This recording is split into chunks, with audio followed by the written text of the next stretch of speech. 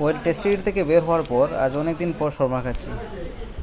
Well first of all আমি বলে রাখি, বনফুল ফুলকড়ি আমরা যারা নাইটিস এস কিডস আছে এখনও, বা যারা মনে করেন যে সিলেটে আসা যাওয়া হয়, তাদের কাছে খুবই ফেমাস বনফুল এবং ফুলকড়ি।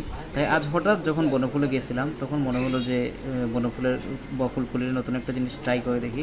সো আমি ফুলকড়ির যে চিকেন শর্মাটা আছে ওইটা টেস্ট করলাম, এবং প্রথমেই যে ব্রেডটার কথা বলবো, ব্রেডটার স্মেলটা খুবই ভালো ছিল, বাট যখন আনর্যাপ করলাম তখন ভিতরটা একদম হুবহু xerox copy of sandwich.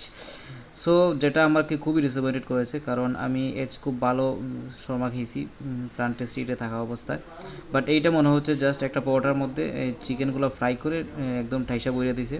So overall feedback খুবই খারাপ, যেটা আমি আশা করি নাই ফুলকলির কাছ থেকে, যেহেতু পুরাতন একটা ব্র্যান্ড। সো যাই হোক, চিকেন যেহেতু বড়া ছিল, খাওয়া দাওয়া শেষ করে চলে আসলাম। সো ধন্যবাদ।